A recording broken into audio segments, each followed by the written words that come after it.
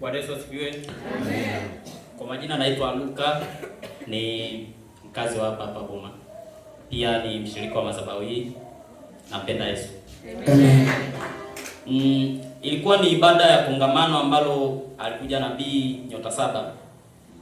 Nadhani nabii alipokuja kwenye ile ibada ya kongamano lile, Mungu alimtumia kusema na mimi. Amen.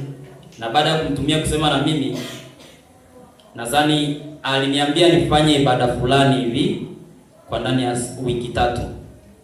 Na hiyo ibada niliifanya, na aliniambia baada ya kufanya hiyo ibada utaona kuna vitu vitarise again. Kwa hiyo nikaenda nikafanya. Baada ya kufanya ile ibada nilimaliza Jumapili kuifanya. Baada ya kumaliza ibada Jumatatu nikapokea ujumbe kutoka kwa ndugu yangu, ambaye huyo ndugu yangu alikuwa meneja somewhere. Alikuwa ni meneja wa kampuni moja ambayo inasambaza pembejeo za kilimo kule kusini. Yule ndugu yangu kabla hilo kongamano alikuwa bado yupo kwenye kiti chake, lakini baada ya hilo kongamano kabla hilo kongamano alikuwa ametoka kwenye hicho kiti chake, ila baada ya mimi kufika kwenye hii madhabahu akaanza kuvurugukiwa kidogo, akaanza kufanya baadhi ya mambo ambayo yako nje na maadili ya kazi yake. Kifupi tuseme alifanya wizi. Kwa hiyo baada ya kufanya wizi, kampuni ikatengua kwenye hicho kitengo chake cha umeneja na ikampatia mtu mwingine. Baada ya kutoka kwenye hicho kitengo, maana yake mimi nilikuwa nimefika kwenye hii madhabahu tayari. Lakini katika hilo kongamano, baada ya kumaliza ile ibada ambayo niliambiwa nifanye, asubuhi Jumatatu, yeye alinitumia ujumbe. Na huo ujumbe ambao alikuwa ananitumia, alikuwa ananiambia anataka nirudishe nyota yake ili arudi kwenye kiti chake. Na wakati huo yeye alikuwa yupo kwenye kiti cha umeneja, na nabii alisema na mimi, akaniambia, aliniita kwa jina langu, akaniambia wewe nyota yako kuna mtu anayo na amekaa nayo kwenye kiti, ila wewe mwenyewe haufahamu. Ilikuwa ni madhabahuni, na kusema ofisini, alisema hapa kanisani. Ndio. Kama kuna watu walikuwepo nadhani atakuwa anakumbuka. Ndio. Sasa baada ya kunitumia huo ujumbe, nikawa nimestaajabu kidogo. Sikujua kwa nini amesema hivyo. Kwa hiyo baada ya kufanya ile ibada ya kuambiwa kuna mtu amekalia nyota yako, ndio akapoteza kazi. Ulipokamilisha ibada akakwambia rudisha nyota yake. Ndio. Hebu imagine, tupigie makofi. Nabii ulitoka kuna mtu amekalia nyota yake kwenye kiti anatumia, akaongozwa ibada ya kufanya, amefanya ibada kule, mtu kafukuzwa kazi. Lakini sio tu kufukuzwa kazi, akajidhihirisha yeye alikuwa anatumia nyota. Anamwambia nirudishie nyota yako. Oh my God. Hebu mpigie Yesu makofi. Ndio nimeipenda katika jina la Yesu Kristo. Na wewe aliyekalia nyota yako arudishe katika jina la Yesu. Nasema anayetumia nyota yako arudishe katika jina la Yesu. Na before that hakufukuzwa tu kwenye hicho kiti chake. Manake katika uongozi wake kuna pesa, kiasi cha pesa ambacho kilikuwa kionekani kwenye kampuni kama milioni 18. My God. Na alikuwa anaandamwa na hiyo kesi. Yule bosi wake au bosi wa kampuni, mkurugenzi wake alinishirikisha hilo jambo. Tukalizima kwa muda. Lakini baada ya kufanya hiyo ibada nikamaliza, na yeye baada ya kuniambia hivyo, ile kesi ikarise tena. Manake akatakiwa arudi kwenye kesi yake, na ananiambia mimi nimrudishie nyota yake. Sikufanya chochote na sikumjibu. Baada ya muda nikasikia mamangu akaniambia wamepanda Mozambiki, huko nchini Mozambiki. Na kwa sababu kule mimi ndo origin yangu, nilijua ameenda kufanya nini. Mama akawa ananiambia mimi naogopa, nikamwambia usiogope, mimi najua amefuata nini huko. Oh yes. Alienda kuchawia. Kwa kuwa niko chini ya hii madhabahu, siogopi chochote. Oh yes. Ndio Yesu makofi. Nasema na wewe aliyekalia nyota rudisha katika jina la Yesu. Ongeza makofi na vigelegele. Biblia inasema watashinda usiowezekana. Ukitugusa unajigusa mwenyewe. Ukituloga unajiloga mwenyewe. Nasema naye loga maisha yako uchawi mrudie yeye katika jina la Yesu. Nasema mrudie katika jina la Yesu. Ongeza makofi na vigelegele katika jina la Yesu. Amen. Baada ya kurudi huko Mozambiki, wakawa wamefika nyumbani. Pale nyumbani kuna mama yangu. Cha kwanza walianza kumwambia mama yangu, huyu mwanao that man is Masonic man. Maana yake ni Freemason. Wewe umekuwa Freemason? Ndio. Wakamwambia na sasa hivi ipo kwenye process. Kafara yake ya kwanza ni wewe mama yake. Mama yangu kwa sababu ananijua vyema. Akamwambia sidhani kama yeye itatokea. Lakini kama mnaona hiyo itatokea, basi mimi haitanipata. Na yeye kama anafanya hivyo, haitapita siku nyingi. Ngoja. Unajua kwa nini walisema ni Masonic?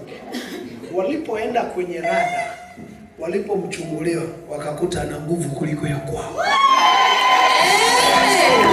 Siku zote adui anapokutafuta kwenye kunanane zake akakukosa au akaona nguvu iliyokuzingira ni kubwa kuliko yeye, lazima akuite mchawi. Ukisikia anaambiwa huyu amekuwa Masonic ni kwamba walimkosa kwenye kunanane zake. Wakakuta ulinzi alionao sio wa kawaida. Na ndipo nimetaka kufundisha ukiwa juu ya madhabahu, nguvu ya madhabahu inakufunika.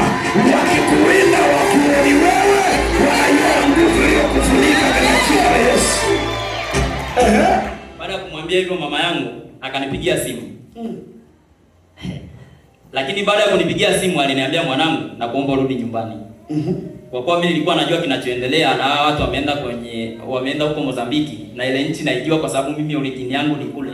Nikajua nini wanakitaka. Nikamwambia mama, mimi siwezi nikarudi nyumbani kamwe. Na ukiendelea kunilazimisha, huu mwaka utaisha, hautakuja unione. Kwa hiyo kaa kwa kutulia.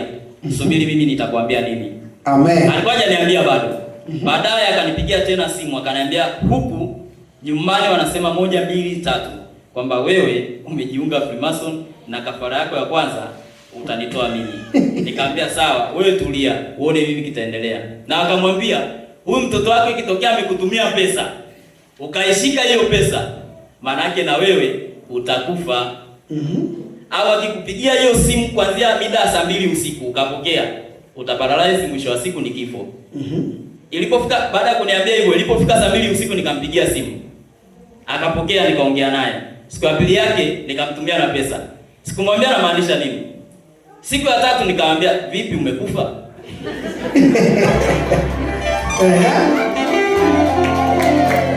Jamani, simpigie Yesu makofi. Ninasema Yesu akiwa ndani yako ni zaidi ya Freemason, ni zaidi ya waganga, ni zaidi ya wachawi katika jina la Yesu. Akaniambia sijafa. Ndipo naye akakutuka sasa. Kumbe nilifanya vile ili kuangalia nini kitaendelea. Sasa hapo nyumbani pia kuna mdogo wetu ambaye ni anatufuata mimi na huyo mdogo wangu ambaye ametoka kazini na ambaye ana mzozo na mimi. Maana mimi sina mzozo na yeye. Huyo mdogo wangu alikuwa yuko pale nyumbani. Yeye huaga ananiamini sana mimi kuliko yule ambaye yuko nyuma yangu mimi. Akanipigia simu akaniambia, bro, mimi hapa nyumbani kuna vitu sivielewi, nataka kuhama. Nikamwambia subiri, nitakwambia ufanye nini. Na yule mtoto shuleni ilitakiwa sasa hivi awe kidato cha 4. Ila alienda shuleni akawaambia, mimi sitaki kuendelea na masomo tena. Maana yake hataki kusoma. Na yuko kidato cha 4. Nataka niache sababu hakuna ninachokielewa. Na ukifuata historia ya sisi ambao tumepita, hiyo historia hakuna. Kiukweli hiyo historia hakuna. Baadaye nilipolinganisha hayo mambo nikajua hapa kuna kitu kinaendelea. Kwa sikuhangaika, nilijua nini kinafuata. Nikamwambia toka hapo nyumbani kwa sababu adui wako hapo nyumbani. Wewe toka. Kama umesema unataka kuacha shule na uko mbali na mimi, toka maeneo ya nyumbani. Alipotoka wakamwambia tayari yule jamaa Freemason anataka kumlisisha na mmoja wapo hapa nyumbani. Nikamwambia acha waseme. Sasa baada ya matukio, ni matukio mengi yametokea. Yaani matukio ya mabishano na nini. Baada ya muda kidogo wakamwambia mama, unajua mtoto wako yuko huko nyumbani na wewe hujui. Mama akauliza yuko wapi? Nyumbani. Anafanya nini? Anasema mwanao yaani mwanao si mtu wa kawaida, tumekuambia huyu jamani Freemason. Na huku nyumbani kuna kitu amekuja kukifuata. Kwa hiyo kaa tayari. Mama akanipigia simu. Akaniambia uko wapi? Nikamwambia mimi niko huko Kilimanjaro. Akasema hapana. Unaweza kumpa simu mtu wa Kilimanjaro nizungumze naye? Nikamwambia inawezekana. Nikampa mtu simu akaongea naye akasema hii inawezekanaje niambiwe huku na alafu nazungumza na mtu wa Kilimanjaro. Anyway, wacha tuone kitaendelea nini. Jinsi mambo yalipokuwa yanaenda jana kuamka leo kuna kitu kilitokea kule nyumbani, wakaendelea kusema zaidi, yaani ikawa kitu kimesambaa. Sasa mji mzima wanaokaribiana pale wanajua huyu jamaa ni masoni, na baada ya muda huyu jamaa atatoa mtu kafara, na akisharudi nyumbani hatarudi kama vile alivyokuwa. Na wakaniambia sasa, kuna nyumba ambayo tulikuwa tunajenga, tulifanya share ya familia, wakasema tafuta pesa uje uichukue hii nyumba iwe ya kwako mwenyewe, si hatuitaki tena, kwa sababu wewe jamaa sio mtu wa kawaida. Nikamwambia okay, haina shida, mimi nitatafuta pesa na nichukue hiyo nyumba. Unajua nani anachochea? Ni yule ambaye amenyang'anywa nyota aliyokuwa anatumia. Kwa nini? Ametafuta kurudisha ile nyota aliyopokonya. Haiwezekani. Mwanangu, watashindana, watakushinda. Na unajua wakikuita mchawi ujue wakuwezi tena kwenye anga lako hili. Ninakwambia ukisikia hao majina jue umewashinda na wakuwezi. Iwe katika jina la Yesu. Nasema iwe kwako na wewe katika jina la Yesu. Yesu, makofi na vigelegele kwa ajili ya ushuhuda huu. Barikiwe sana mwanangu. Mungu endelee kukutunza. Na wewe Freemason madhabahu ikakupe hela mpaka washangae. Ili waseme vizuri. Amen. Barikiwe.